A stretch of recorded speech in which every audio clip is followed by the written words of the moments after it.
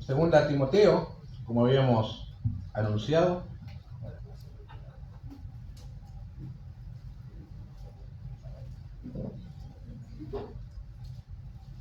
Como siempre vamos a, como estuvimos haciendo, ¿no? Arrancando el capítulo 1 hasta el final. Pero hoy vamos a, ahora, ¿no? Brevemente comenzar leyendo desde el capítulo 4, versículo 6. Segunda Timoteo 4, como para introducirnos, ¿no? Después vamos a ir a los primeros versículos. Segunda Timoteo 4, 6. Porque yo ya estoy para ser sacrificado, y el tiempo de mi partida está cercano. He peleado la buena batalla, he acabado la carrera, he guardado la fe. Por lo demás, me está guardada la corona de justicia, la cual me dará el Señor juez justo en aquel día, y no solo a mí, sino también a todos los que aman su venida.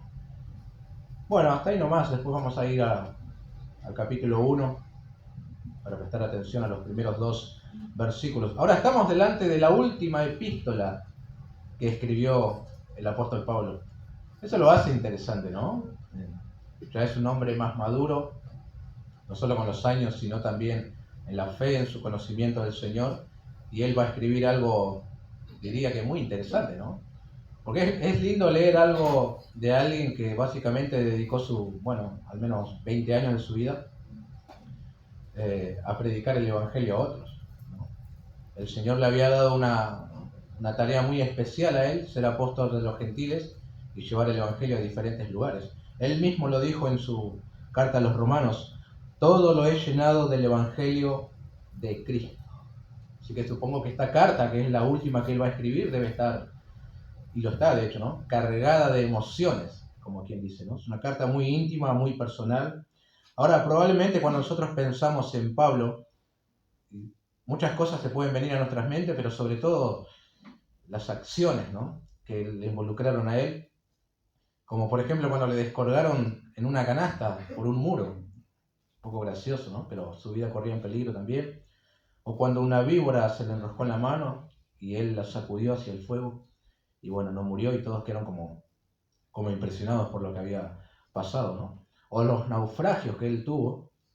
En uno de ellos él pensó que se acababa la historia, que iba a morir, pero aún así el Señor le dio otra oportunidad y seguía adelante, ¿sí? Sus azotes, ¿por qué no? Eso fue algo que le habrá afectado mucho a su físico, ¿no? Se imaginan la espalda toda golpeada, ensangrentada. Bueno, las cicatrices que le habrá quedado. Y muchas otras circunstancias cargadas de acciones, decimos nosotros, pero difíciles, obviamente, ¿no?, que él tuvo que atravesar. Sin embargo, aquí lo tenemos, como decimos nosotros hoy en día, en otro modo. Ya es un hombre avanzado en edad. Se cree que el apóstol tiene 60 o entre 58 y 62 años. No es muy mayor, obviamente, ¿no?, a esa edad, pero en aquel tiempo a lo mejor sí. O sobre todo por el ritmo de vida o las circunstancias de vida que él tuvo que atravesar, ya su rostro no era como un hombre de 60, seguramente parecía mucho más. Imagínense todo lo que tuvo que atravesar, la carga en su corazón, bueno, las dificultades en su físico y en sus emociones, todo eso le habrá hecho parecer un hombre mucho más grande de lo que era, ¿no? Lo tenemos aquí prisionero, con muy poca compañía y esperando su sentencia final.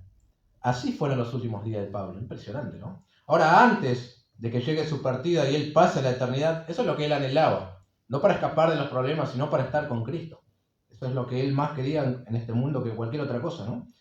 Pero antes de que eso pase, él escribe estas últimas palabras a su hijo en la fe. Y uno se pregunta, ¿no?, ¿por qué a Timoteo? ¿Por qué no a otro? ¿No? A otro colaborador, si se quiere. ¿O por qué no una carta general de exhortación final a las iglesias? Bueno, debe haber un motivo por el cual escribe a este hombre, ¿no? Él podría haber dejado también una biografía suya, contando todas sus hazañas con lujos y detalle, y hubiese estado bueno saber de esas revelaciones exclusivas que no le había sido dado a él comunicar, ¿no? Si la supiéramos sería atractivo seguramente. Podría haber dejado escrito cómo quería que fuera su funeral. Su himno preferido a cantar, como hacemos nosotros, ¿no? Que siempre decimos, canten esta cuando muera. Después de todo, él era un gigante en la fe, ¿no? Si se hizo con otros, bueno, ¿por qué con él no? Sin embargo, lo que hizo Pablo fue enviarle una carta a su hijo espiritual con el fin de animarlo y alentarlo a seguir en la obra del ministerio. Impactante. Es decir, no solo está pensando en Timoteo, de alguna manera él está pensando en el futuro del Evangelio. Por eso le escribe a este hombre y por eso lo anima, ¿no? Hay algo que le corresponde hacer ahora a Timoteo, que fue lo que hizo Pablo durante mucho tiempo. Pablo está mirando hacia el futuro cuando él ya no esté, y no es que el Evangelio se detiene, tiene que avanzar. Por eso también, como notan ustedes, en un momento la carta le manda algo a quien le va a suceder a Timoteo. En el capítulo 2, versículo 2, le dice: lo que has oído de mí ante muchos testigos, esto encarga a hombres fieles que sean idóneos para enseñar también a otros. Como que hay que ir pasando la posta a otras generaciones, ¿no? Y eso está haciendo Pablo acá en esta última carta, ¿sí? Bueno, un poco de contexto. Pablo fue liberado de su primer encarcelamiento romano por un corto periodo de tiempo. Durante él escribió allí, en esa liberación, primera Timoteo y la carta a Tito. Ese es el orden cronológico, ¿no? Primera Timoteo, Tito, y después de 5 o 6 años, segunda Timoteo. Cuando escribe esta carta, una vez más el apóstol Pablo está en una prisión romana, ¿no? Arrestado nuevamente por la persecución que se había levantado contra los cristianos en manos del emperador Nerón. No hay evidencia bíblica, pero según uno de los padres de la iglesia, Clemente, de Roma, los apóstoles Pedro y Pablo fueron asesinados por su fe durante esta persecución. La historia dice que Nerón había incendiado la ciudad de Roma. Como que se le fue de las manos y el incendio duró cerca de 5 años más o menos. Y la gente comenzó a exigir justicia y comenzaron a sospechar de él. ¿Y qué hizo Nerón? Culpó a los cristianos del incendio. Entonces, como ya estaba todo medio caldeado contra los cristianos, de alguna manera siempre lo odiaron. Y esto hizo rebalsar el vaso, ¿no? Entonces se desató una persecución contra los cristianos. Y se cree que en ese tiempo, bueno, es cuando Pedro muere crucificado boca abajo y Pablo decapitado en la prisión, ¿no? Así que, bueno, esa sería un poco de la historia y por qué este hombre ahora está preso en una cárcel romana, ¿no? Algunos sugieren que Pablo fue arrestado estando en la casa de Carpo. Por eso no le dio tiempo a tomar las cosas que luego le pide a Timoteo que se las alcance, ¿no? 4:13. Trae cuando vengas el capote que dejé en Troas en casa de Carpo y los libros, mayormente los pergaminos. Por la premura del arresto, él ni siquiera pudo tomar su abrigo y bueno, y así se lo llevaron, ¿no? Puede ser, me parece una buena hipótesis.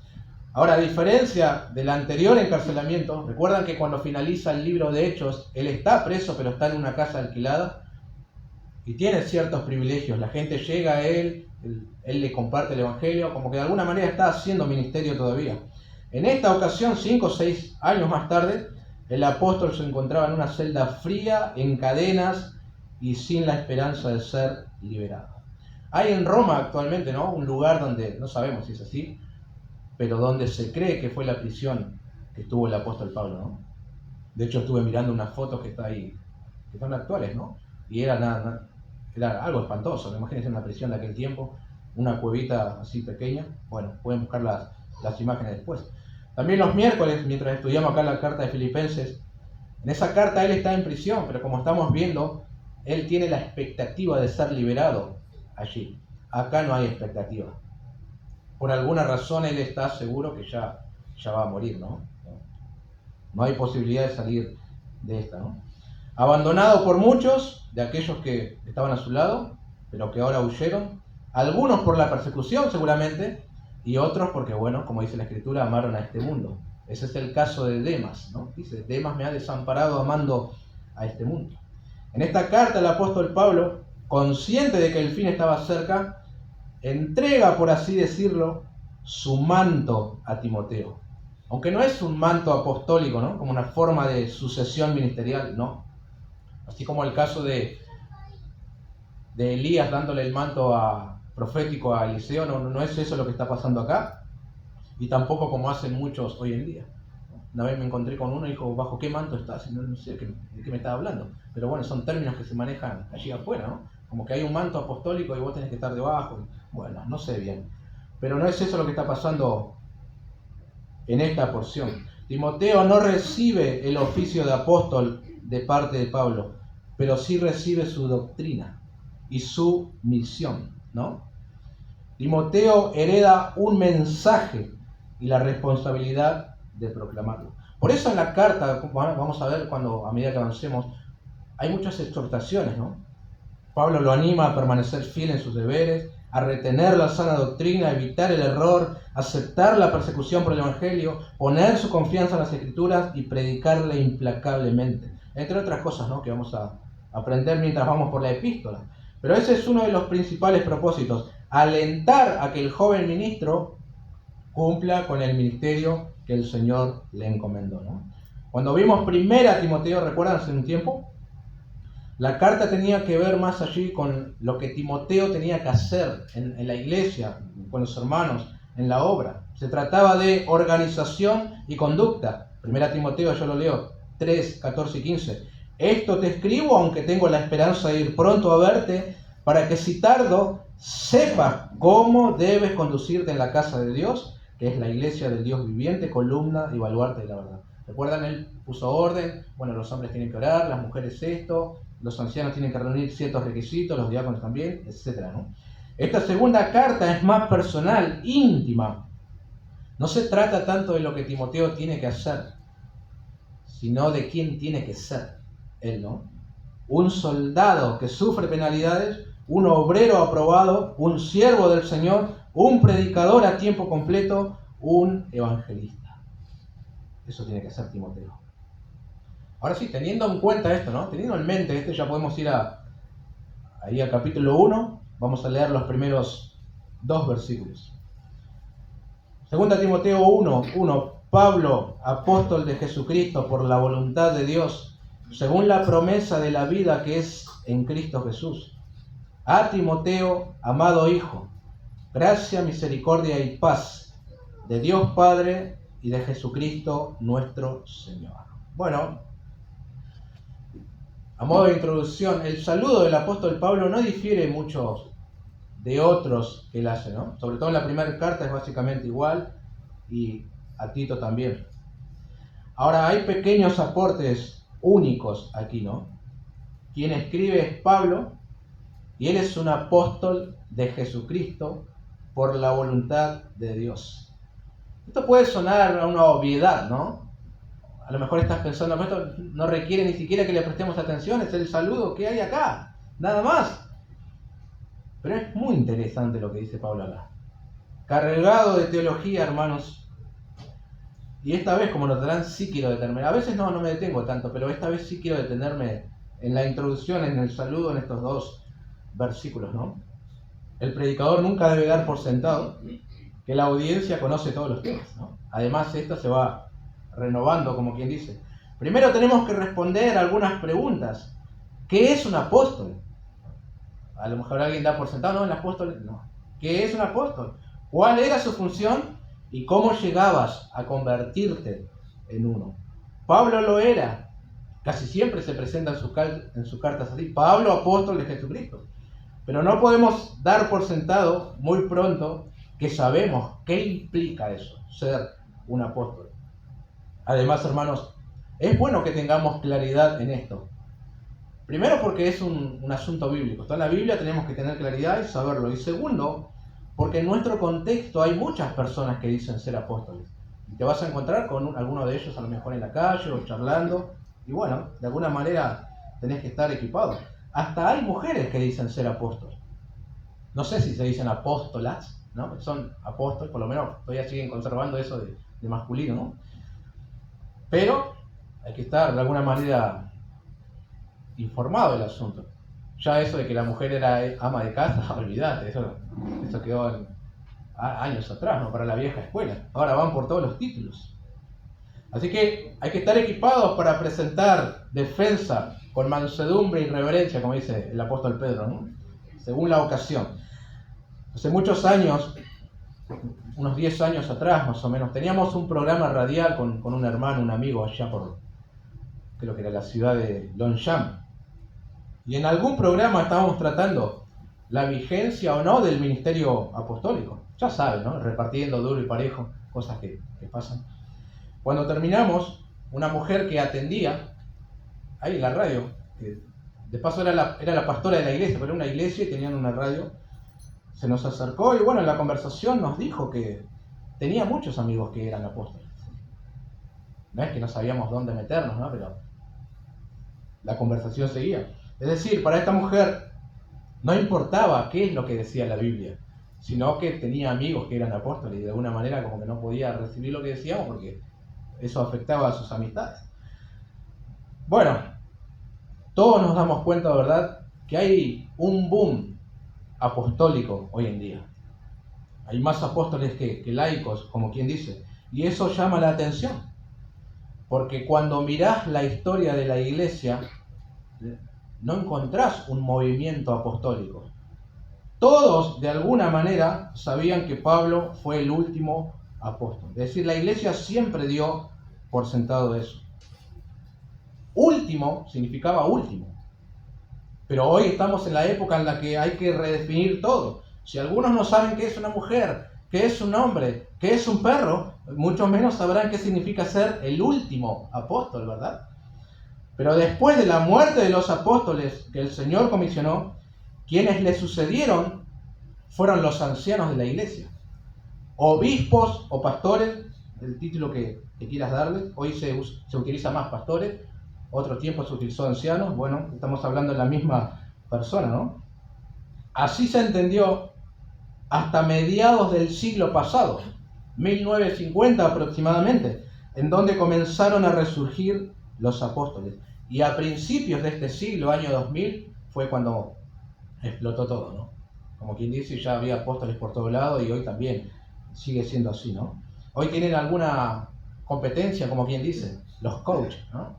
Van compitiendo, ya el apostolado como que, bueno, nos atrae tanto y van buscando por más. Ahora, tratando de responder a la pregunta, ¿qué es un apóstol?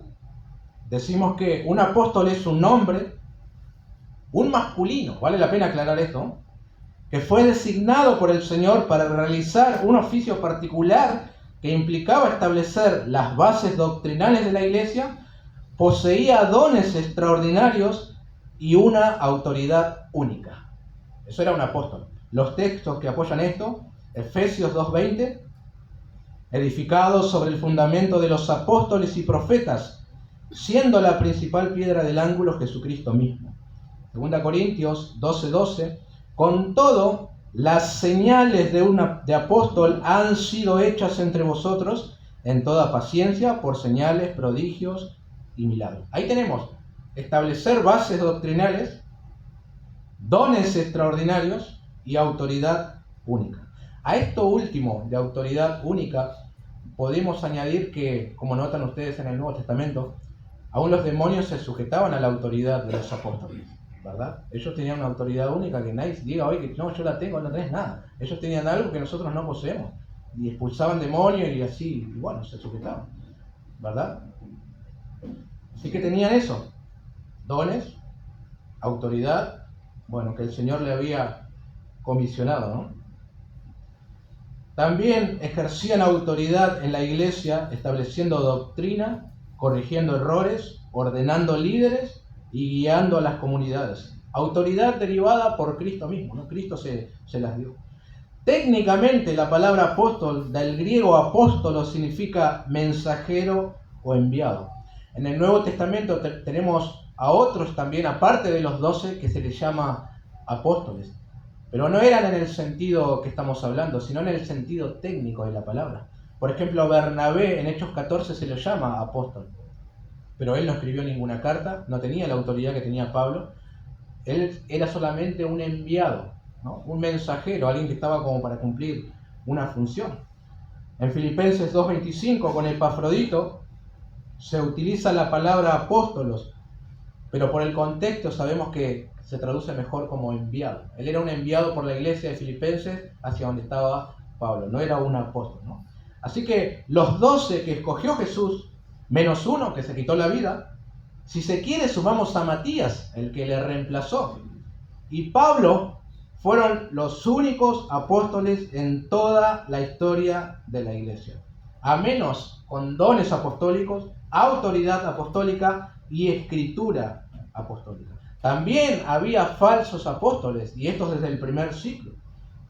Desde el comienzo Pablo dijo a los corintios, porque estos son falsos apóstoles, obreros fraudulentos que se disfrazan como apóstoles de Cristo. 2 Corintios 11:13. ¿Sí? Así que ya hemos definido qué es un apóstol. Seguimos con la otra pregunta. ¿Cómo llegabas a convertirte en un apóstol? Esa es una pregunta interesante, ¿no? Porque hoy hay maneras en las cuales vos podés ser un apóstol. La respuesta es sencilla. Por elección divina. El Señor te elegía para ser un apóstol. No había otra manera. No te podías postular en un casting. No había escuelas apostólicas. Hoy creo que la hay. Ni tampoco podías comprar el oficio y los dones apostólicos con dinero. Hoy también hay eso. Hay uno en la Biblia que intentó hacerlo. Hechos 8:18 al 20. Cuando vio Simón que por la imposición de las manos de los apóstoles se daba el Espíritu Santo, les ofreció dinero diciendo, dadme también a mí este poder para que cualquiera a quien yo impusiere las manos reciba el Espíritu Santo. Entonces Pedro le dijo, tu dinero perezca contigo, porque has pensado que el don de Dios se obtiene con dinero. Él quería lo mismo que tenían los apóstoles y quiso poner una arriba a la otra, como que se dice, ¿no? Pero no podían darle porque eso le había dado el Señor. Notan, hermanos, que eran dones únicos. Y el texto que nos muestra que el apostolado era por elección divina, Lucas 6:13. Y cuando era de día, Jesús, ¿no?, llamó a sus discípulos y escogió a 12 de ellos, a los cuales también llamó apóstoles. Jesús tenía muchos discípulos. En cierta oportunidad tomó a 70 de ellos y los envió a una misión en muy particular. Pero de ellos, a estos 12 les había dado algo especial. El apostolado, obviamente, no solamente estar con el Señor, ¿no? Ahora, probablemente preguntes por Matías. No empezó el otro, el apóstol. A ese no lo eligió Jesús directamente. ¿Y cómo es un apóstol entonces? Bueno, hay algunos detalles a tener en cuenta en la elección de Matías. Primero, la elección vino por hombres con una autoridad única. Segundo, estos hombres oraron buscando la guía divina para elegir al sucesor de Judas. Tercero, el candidato tenía que ser alguien que había estado con los apóstoles todo el tiempo que el Señor Jesús entraba y salía con ellos. Tenía que ser alguien que estuvo desde el bautismo de Juan hasta el día que Jesús ascendió al cielo. Tenía que ser un testigo ocular de la resurrección de Jesús.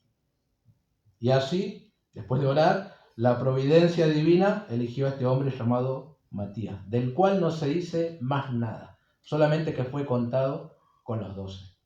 Él también fue apóstol, ¿no? Luego llegamos a Pablo. A lo mejor Pablo no cumple con el requisito de haber estado con los otros apóstoles desde que el Señor salía y bueno, hasta que ascendió, etc. Al contrario, él perseguía a los cristianos. ¿Sí? Ese requisito no cumple, pero sí cumple otros que son, vamos a decirlo así, los más indispensables. Todos lo sabemos. Pablo fue comisionado al apostolado exclusivamente por el Señor Jesús. Él lo hizo apóstol y lo llamó al ministerio. Él vio también a Jesús resucitado. En Hechos capítulo 26, Pablo está frente a Agripa, el rey. Está presentando, defensa, lo acusaban de muchas cosas. Pero él aprovecha para relatar su conversión. Cuenta cuando se le apareció el Señor Jesús y le dijo, en el verso 16, pero levántate y ponte sobre tus pies, porque para esto he aparecido a ti, para ponerte por ministro y testigo de las cosas que ha visto y de aquellas en que me apareceré a ti. Y en su primera carta a los Corintios 15, 8 y 9, dice, y al último de todos, como a un abortivo, me apareció a mí. Porque yo soy el más pequeño de los apóstoles, que no soy digno de ser llamado apóstol, porque perseguí a la iglesia de Dios. Así, el requisito indispensable de haber visto a Jesús, Pablo lo tenía también. El Señor le apareció y dijo, te estoy escogiendo para que seas un apóstol a los gentiles y lo vas a hacer. ¿Sí? Ahora hay otro detalle también de su llamado al ministerio, un detalle especial, como quien dice. Alguien dijo que la elección divina para un ministerio se hacía pronunciando el nombre de la persona llamada para ello. Por esa razón, la voluntad de Dios se manifestó a Pablo en el llamamiento que recibió en su camino a Damasco. ¿Recuerdan? Saulo, Saulo. Esa es una manera en la cual el Señor llamaba a un hombre para un ministerio. En el Antiguo Testamento hay varios ejemplos. Abraham, Génesis 22. Jacob, Génesis 46, 2. Moisés, Éxodo 3, 4. Samuel, 1 Samuel 3, 10. Y así también Saulo, llamándolo para el ministerio, ¿no? Entonces Pablo es apóstol de Jesucristo por la voluntad de Dios, como él dice. Efesios 4:11, y él mismo constituyó a unos apóstoles, a otros profetas, a otros evangelistas, a otros pastores y maestros. Es decir, no fue la elección de Pablo. No es que él tenía una vocación al apostolado, nada de eso. Dios lo eligió para esa tarea. Tampoco es que, como hoy se utiliza mucho, él sintió que tenía que ser apóstol, no. O un profeta le dijo que él iba a ser apóstol, tampoco. Dios lo llamó para esa tarea. Ahora, los apóstoles modernos también dicen haber sido elegidos por Dios para esa tarea, ¿verdad? El problema es que ninguno de ellos vio al Señor resucitado. No son testigos oculares de la resurrección. Pueden decir un montón de cosas, pero son improbables. Pero sobre todo, no necesitamos apóstoles hoy en día. La iglesia no los necesita porque no necesitamos nuevas revelaciones doctrinales. El fundamento de la iglesia ya fue establecido. Las escrituras están completas y el canon cerrado. Sí necesitamos evangelistas, pastores y maestros. Pero esos oficios no son tan prestigiosos. Por eso no se los quiere, ¿no? Ahora bien, ¿para qué fue constituido Pablo apóstol de Jesucristo por la voluntad de Dios? La segunda parte del versículo 1 dice, según la promesa de la vida que es en Cristo Jesús. Bueno, cuando siempre algo no está medio tan claro, otras versiones de la Biblia pueden ayudar. Yo creo que otra traduce con más claridad lo que creo que es la idea, ¿no? Dice, para anunciar la promesa de vida que está en Cristo Jesús. Es decir, por voluntad de Dios, Pablo fue escogido para ser enviado a proclamar un mensaje de salvación. No solamente establecer las bases doctrinales de la iglesia, escribiendo sus cartas y bueno, hablando a las iglesias, ¿no? Sino también proclamando la promesa de vida eterna que está en Cristo Jesús. Y sin duda, hermanos, eso fue lo que hizo Pablo en toda su vida cristiana. Los Corintios dijo, pues no me envió Cristo a bautizar, sino a predicar el Evangelio. 1:17. Gálatas 1, pero cuando agradó a Dios que me apartó desde el vientre de mi madre y me llamó por su gracia a revelar a su Hijo en mí, para que yo le predicase entre los gentiles.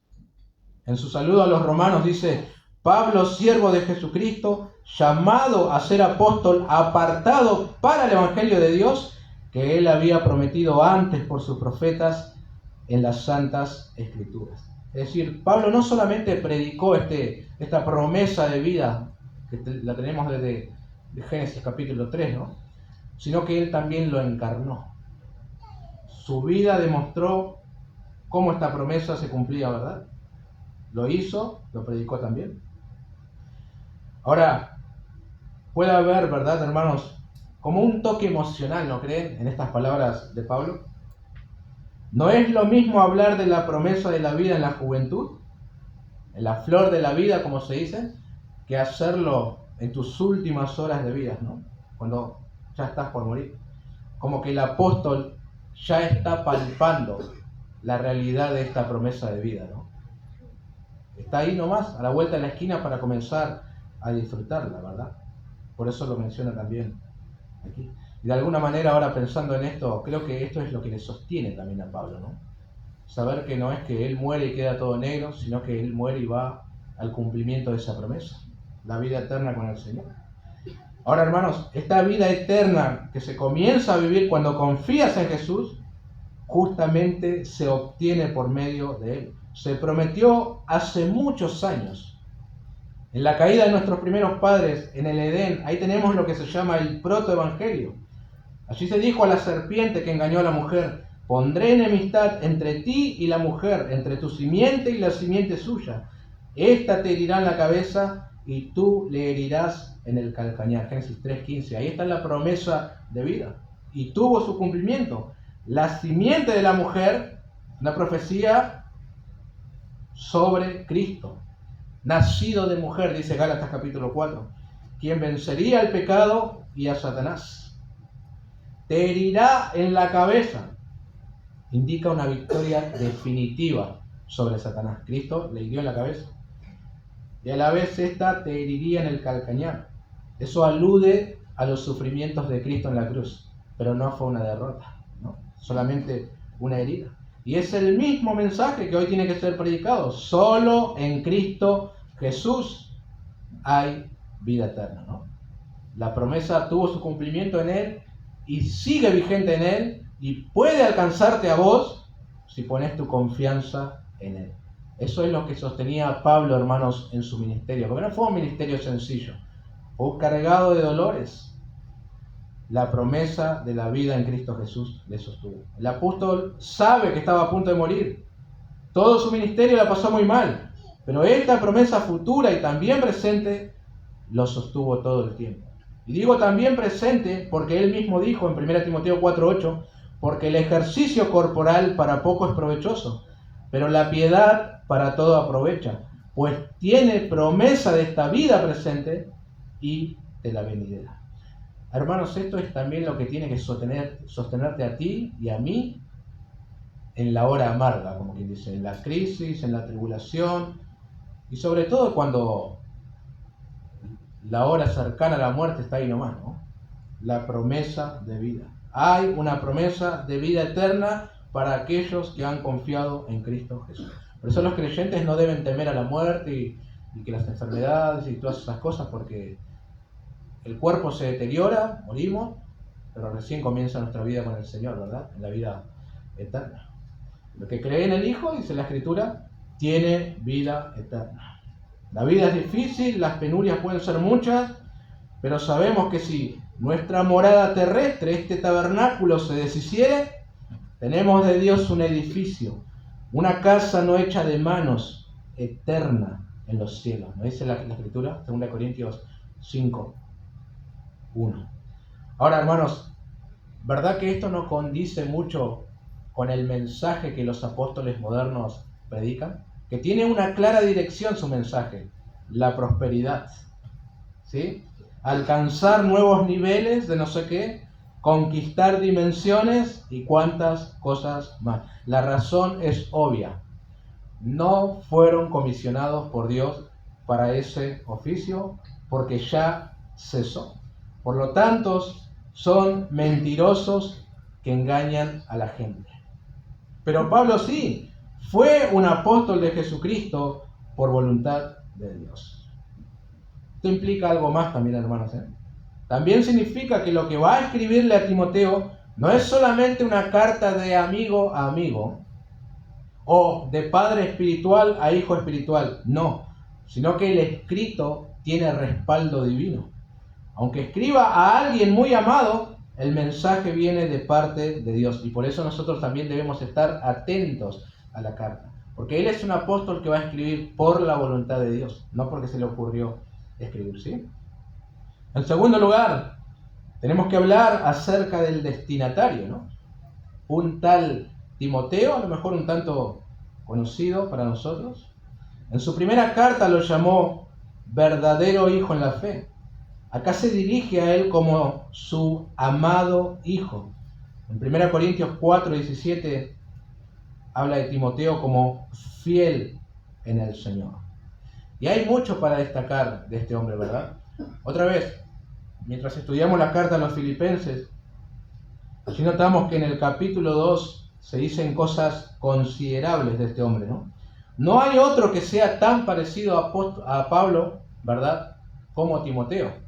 Imagínense, estuvo muchos años al lado de él, que adoptó básicamente todo en el buen sentido de su mentor, ¿no? Él se preocupa por la iglesia, no es como aquellos cristianos que buscan lo suyo propio, es decir, egoísta, es alguien que sirve en el Evangelio. Y si tomamos todo lo que el Nuevo Testamento, resumimos lo que este dice sobre él, decimos, probablemente se convirtió durante el primer viaje misionero de Pablo, Hechos 14. En el segundo viaje Pablo lo eligió como colaborador, Hechos 16. Fue circuncidado por razones estratégicas para no ser tropiezo entre los judíos, Hechos 16:3. Recibió imposición de manos y un don espiritual para el ministerio, 1 Timoteo 4. Fue colaborador cercano en múltiples viajes misioneros. Pablo lo envió como representante a varias iglesias, 1 Corintios 4 y Filipenses 2:19. Estuvo con Pablo en momentos difíciles, incluso en la prisión. Esto se infiere, hermanos, por Hebreos 13:23. El escritor dice, sabed que está en libertad nuestro hermano Timoteo, con el cual, si viniere pronto, iré a veros. Se cree que se está hablando del mismo Timoteo, ¿no? Por eso no hay necesidad de explicar quién es, etc. Es decir, estuvo preso también. Y para el apóstol es alguien muy amado. Pensaba en esto y decía, ¿será que la cercanía a la muerte logra que, en lugar de llamarlo verdadero hijo en la fe, como que el corazón de Pablo se ablanda más aún y lo llama amado hijo? Bueno, puede ser, ¿no? Especulaciones solamente, pero es muy significativo que lo llame así. Y sobre todo, teniendo en cuenta que el apóstol le saca unos 20 o 25 años de edad, más o menos. Para ese tiempo, Pablo tiene entre 56 y 62, como dije, y Timoteo entre 35 y 40, y 35 y 40, sí. Unos 20 años sirviendo juntos, creó esta relación que ahora estaba por romperse de alguna manera momentáneamente, ¿no? Era, hermanos, muy joven Timoteo cuando comenzó a unirse al equipo misionero. Pero lo interesante es que las personas ya daban buen testimonio de él, ¿verdad? Se ve que había algo en su carácter, en su conducta. Hechos 16:2, daban buen testimonio de él los hermanos que estaban en Listra y en Iconio. Me gusta esto porque como que quiero tomar algo práctico para la iglesia también. Nos muestra que las relaciones en la iglesia no tienen que ser jóvenes con jóvenes y adultos con adultos, ¿no? El Evangelio permite que haya comunión entre hombres jóvenes con los más grandes. De hecho, a las mujeres más grandes, ¿sí?, hay una tarea también para ellas. Se las manda a enseñar a las más jóvenes. Tito 2, 3-5. Las ancianas asimismo sean reverentes en su porte, no calumniadoras, no esclavas del vino, maestras del bien. Noten esto, que enseñen a las mujeres jóvenes a amar a sus maridos y a sus hijos, a ser prudentes, castas, cuidadosas de su casa, buenas, sujetas a su marido, para que la palabra de Dios no sea blasfemada. Esto va a implicar un acercamiento de las mujeres más grandes de la iglesia hacia las mujeres más jóvenes y viceversa también. Hay mucho que aprender, tanto de la una como la otra, ¿no? Pero hoy, hermanos, parece que estamos acostumbrados a que por edad se tome cierta distancia, pero no debería ser así, ¿no? El Evangelio permite eso, que una mujer joven y que a lo mejor recién está criando a un hijo tenga comunión con una mujer que ya los ha criado, ¿no? Y se debería buscar también ese tipo de relaciones. Y el saludo, deseo y oración de Pablo por Timoteo es gracia, misericordia y paz. La Trinidad de las bendiciones, como algunos le han llamado. Ahora, hermanos, no nos acerquemos a este saludo como si fuera algo meramente protocolar, ¿no? Los escritores de la antigüedad escribían siempre de la misma manera, ¿no? Hay mucho aquí, hermanos. Hay algo profundamente teológico y pastoral. Cada palabra está cargada de significado, especialmente en el contexto de una carta escrita desde la prisión y dirigida hacia un hombre que está enfrentando, por así decirlo, cierta crisis emocional o oposición y temor también. Timoteo necesita primeramente gracia, recordarla, vivirla, impartirla, pero sobre todo recibirla de parte de Dios. La gracia es el favor no merecido de Dios hacia hombres que se merecían todo lo contrario. Y en el ministerio se la precisa constantemente. Notemos brevemente cómo obra la gracia. Somos salvos por ella. Somos salvos por gracia por medio de la fe, Efesios 2. Justificados por gracia, Romanos 3. Siendo justificados gratuitamente por su gracia, mediante la redención que es en Cristo Jesús. El ministerio se recibe por gracia, Romanos 1, 5. Por quien recibimos la gracia y el apostolado, para la obediencia a la fe en todas las naciones, por amor de su nombre. Timoteo, hermanos, necesitaba gracia porque su llamado excedía sus capacidades humanas. A medida que avancemos en la carta vamos a ver las arengas del apóstol Pablo hacia su hijo en la fe, ¿no? Como que le anima a seguir adelante a este ministro, a lo mejor tímido, de carácter retraído. Pero sobre todo, Timoteo necesita la gracia de Dios para desarrollar el ministerio. Y seguramente Pablo oraba a Dios pidiendo eso para su hijo. Timoteo necesita también misericordia. De hecho, algunos entienden que la misericordia precede a la gracia, es decir, debería estar acá en el primer lugar. Y acá notamos algo muy particular, ¿verdad? En el saludo de Pablo, a diferencia de sus saludos a las cartas. En líneas generales, a las cartas dice gracia y paz. Pero ¿por qué a alguien que está ejerciendo el ministerio le añade misericordia? ¿Será solamente un detalle, hermanos? ¿O hay algo más que tomar aquí, no? ¿Será una bendición especial que los pastores necesitan? ¿O solo Timoteo necesita? Muy interesante, ¿no? Alguien dijo que los ministros cristianos necesitan más misericordia que otras personas. O mejor dicho, todos los creyentes necesitan misericordia, pero los ministros más aún. El reconocido Charles Spurgeon decía, usted puede quedarse con gracia y paz, pero yo necesito más misericordia que todos ustedes.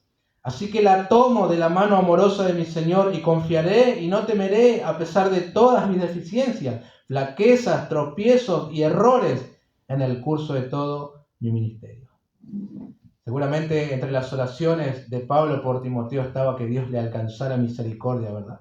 La necesitaba. Otra vez, por sus temores, por su deficiencia, por la carga del ministerio, por los ataques del diablo, por los falsos hermanos. ¿Y por qué no? Por su propia cobardía y por su propio pecado. Misericordia para Timoteo.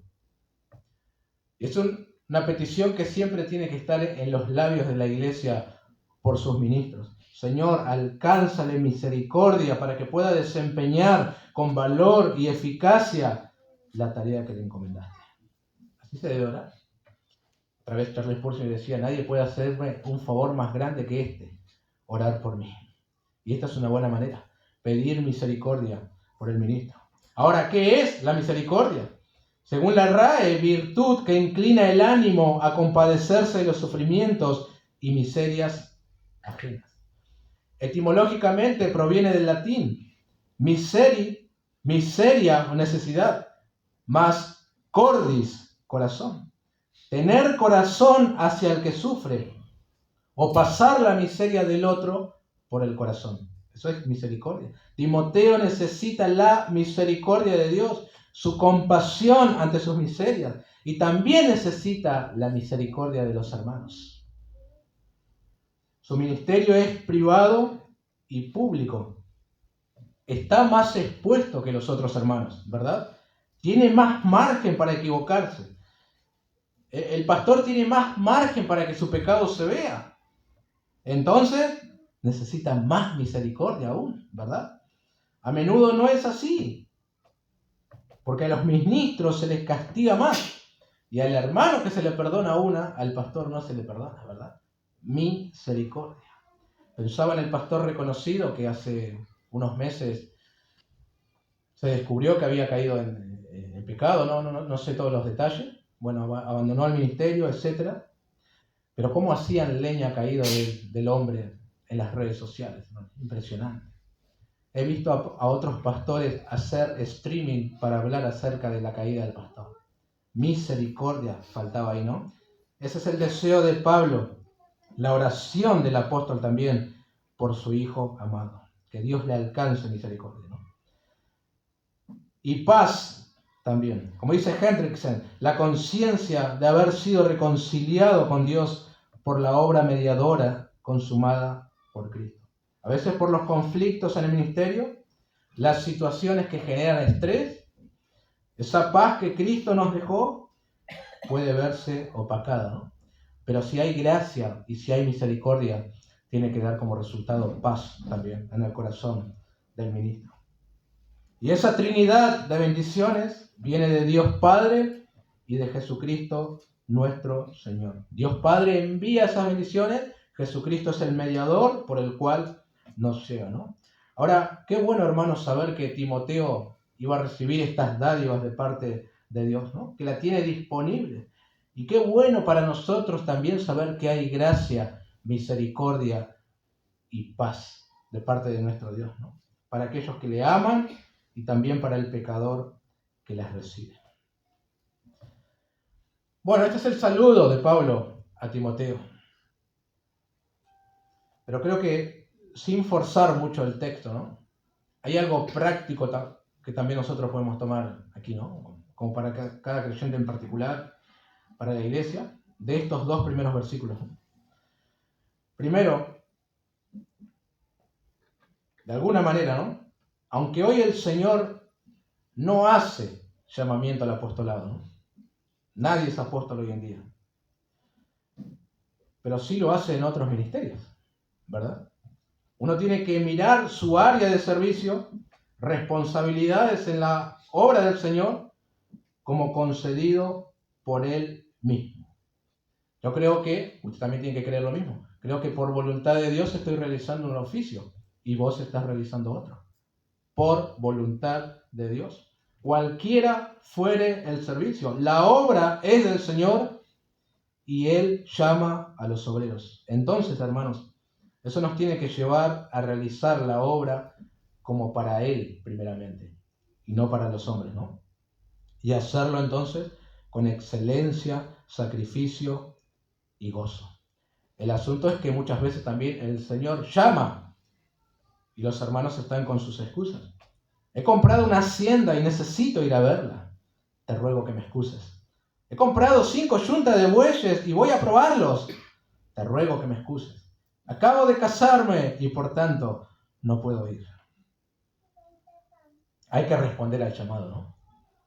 Saulo en su llamamiento dijo, ¿quién eres, Señor? ¿Y qué quieres que haga? Así hay que responder. ¿Quién eres, Señor? ¿Qué quieres que haga? Segundo, para terminar, un desafío. Me gusta esto de amado hijo, lo llama el apóstol. Desafío para nosotros, hermanos. Cultivemos relaciones ministeriales marcadas por afecto y bendición. El ministerio no se transmite solo por instrucción, hermanos, sino por relación. Ama a aquellos que estás sirviendo. Que no sea solo formalismo. No sea solo el responsable o el líder de tal ministerio. Sea alguien que ama a los hermanos y que cultiva relaciones sólidas y que busca edificar a otros, ¿no? Así fue Pablo para la vida de Timoteo, un mentor, y antes de morir le llama así, amado hijo, ¿no? Bueno, oremos. Gracias, oh Dios, por tus bendiciones. Gracias por introducirnos nosotros a la carta de Timoteo, la segunda, última del apóstol. Cuántas riquezas y bendiciones para nosotros. Y queremos pensar en estas que hemos estado mirando. Gracias por traernos luz y claridad con respecto al llamado al ministerio apostólico. Vemos en la Escritura que ha cesado, ha servido como un don fundacional para la Iglesia, establecer bases doctrinales. Y gracias porque podemos aprender eso, estar atentos, velar también por la obra del ministerio. Gracias por el vínculo entre el apóstol Pablo y Timoteo que nos anima a crear nosotros también ese tipo de vínculo con los hermanos de la congregación. Así que te alabamos y te pedimos que utilices la Escritura en nuestros corazones. En el nombre de Jesús. Amén.